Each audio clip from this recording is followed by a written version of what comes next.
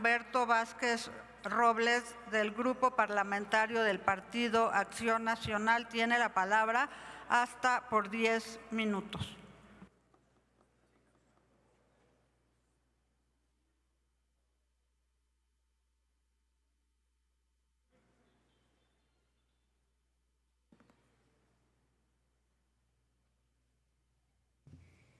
Aquí un poco más cerca de ustedes.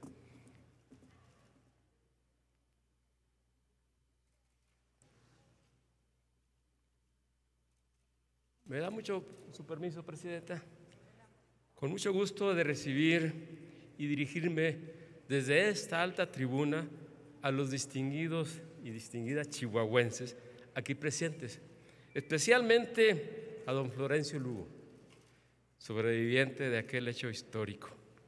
También, por supuesto, a Janet Lugo, a Alma Gómez Caballero, saludos Alma, Teresa Escobel, Eva Escobel, Eva Angelina Acosta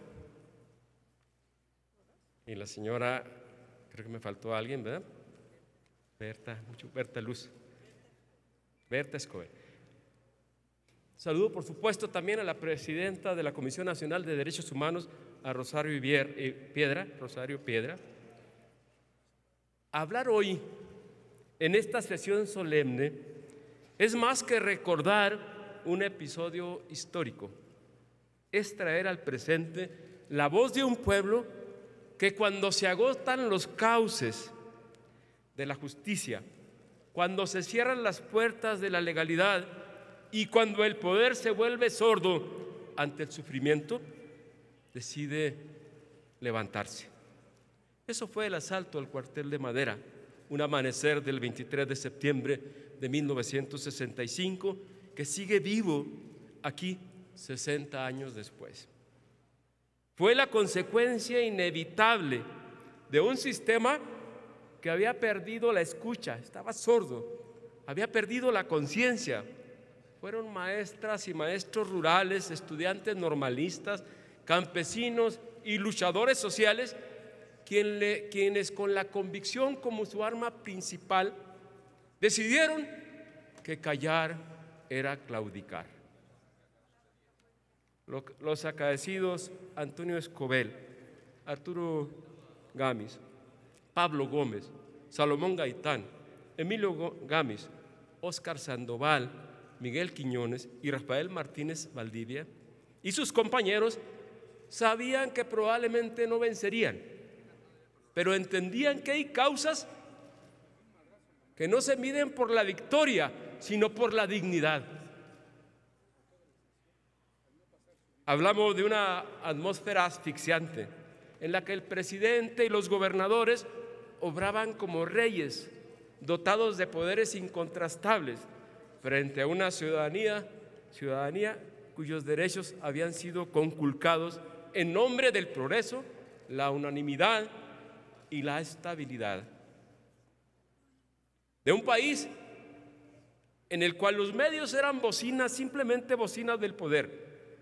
Los representantes populares eran simplemente representantes del gobierno y no al revés, y no de la población, donde empresarios cómplices también y beneficiarios, medios timoratos, organizaciones sociales mediatizadas y una ciudadanía apática mantenía el status quo, que negaba derechos y cancelaba horizontes.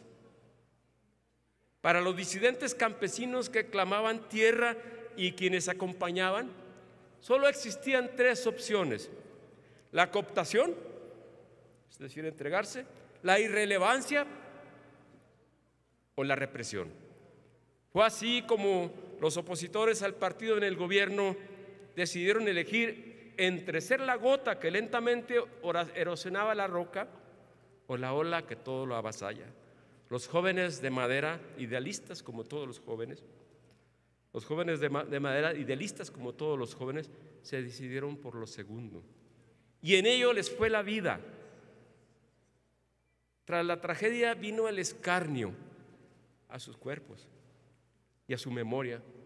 Querían tierra, Ahora tráguensela, dijo el gobernador Giner. Una acción por demás miserable y repulsiva,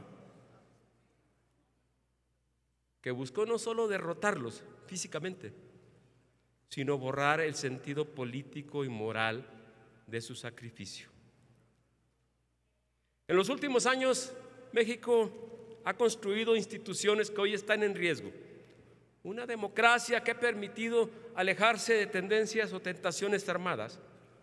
El diálogo democrático, la alternancia en el poder y el reconocimiento mutuo de que de entrada, aunque pensemos distinto, todos buscamos el bien de México, el bien común. Esas son las herramientas que hoy nos permiten dirimir diferencias sin violencia y, por supuesto, construir un país mejor. Madera no es un hecho aislado, fue parte de una larga historia de Chihuahua, una tierra que, como dijo Fernando Jordán en Crónica de un país bárbaro, se niega a ser domesticada. Una tierra que no se arrodilla ante el poder y que ha hecho de la rebeldía un modo de existir. No se puede ser distinto en la sierra, en la intrincada sierra de Chihuahua o en el desierto. Desde las rebeliones indígenas que resistieron el dominio colonial, pasando por el primer levantamiento revolucionario en el desierto, en Cuchillo Parado, o en San Isidro, en Guerrero, en la sierra, hasta los grandes despertares cívicos de 1983, cuando la ciudadanía y el PAN lograron los primeros triunfos de la democracia. En 1986 se tuvo que enfrentar lo que denominaron el fraude patriótico y finalmente en 92 la alternancia política en el Estado llegó. Chihuahua ha sido la conciencia incómoda de México, el almacén de tempestades que sacude al país cada vez que se olvidan sus principios. Tan incómodo ha sido en nuestra historia que el propio régimen en su momento, durante los 80, intentó desacreditar a los chihuahuenses, llamándonos los bárbaros del norte. Cuando miles de ciudadanos libres emprendieron la gran caravana por la dignidad para denunciar el fraude electoral en 1986. No entendió el régimen que no era un insulto, sino una descripción involuntaria de nuestra esencia. Sí, somos bárbaros, pero en el sentido más profundo del término, indómitos, libres, resilientes, porque no hemos permitido que el poder doblegue nuestra voluntad. Lo recordó también José Fuentes Mares, gran pensador chihuahuense, cuando escribió que la libertad no se implora, se conquista. Esta ha sido nuestra lección al país. Las libertades, los derechos, la democracia misma no son regalo de un gobierno, son conquistas del pueblo organizado, del ciudadano consciente, del espíritu rebelde que no tolera la injusticia. Por eso el eco de Madera no es un asunto pasado, resuena hoy, aquí y ahora, porque vemos cómo se repiten las viejas tentaciones del poder. Cuando se desmantelan los órganos autónomos que vigilan al gobierno, cuando se legisla de espalda al pueblo o engañándolo pensando que va a ser escuchado, cuando se usa la justicia como arma política, cuando se calla a la prensa, se critica y se persigue a quien disiente. Y sobre todo, cuando el poder, desde el poder, se construyen narrativas ajenas a la realidad para negar el dolor, justificar los fracasos o imponer verdades oficiales. Se cierran también las voces del diálogo, se apagan las voces de la sociedad y se traiciona al pacto democrático que da sentido a nuestra república. Cuando se niega en primera instancia a escuchar a las madres buscadoras que claman por sus hijos. Cuando se manipula el presupuesto para premiar lealtades en lugar de garantizar derechos. cuando se imponen verdades oficiales para ocultar fracasos. Todo eso no es nuevo en la política. El mismo rostro autoritario de siempre, de aquellos tiempos. Honrar a los caídos de madera no significa solamente discursos ni placas. Significa defender la independencia del Poder Judicial, fortalecer el Estado de Derecho, exigir transparencia y no permitir jamás que el miedo nos paralice y se normalice. Significa que los pueblos, cuando son traicionados, se levantan. Que la dignidad, cuando es herida, despierta fuerzas que ningún régimen, escúchenme, ningún régimen puede contener. Compañeras y compañeros, nuestra responsabilidad hoy no es quedarnos en la nostalgia del pasado, sino reconocer en el pasado las lecciones para el presente. Que el sacrificio de Gami, de Gómez, de Gaitán y de otros, de Escobar y entre otros más, sea una advertencia y una guía. México no necesita caudillos que se crean dueños de la verdad.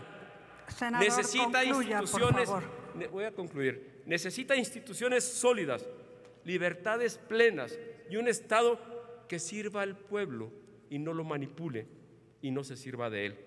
Recordar Madera es recordar que la República vive cuando se honra la dignidad de su pueblo, que nunca más un gobierno confunda autoridad con autoritarismo, ni progreso con sometimiento, que nunca más se cierren las puertas del diálogo ni se apaguen las voces de la sociedad.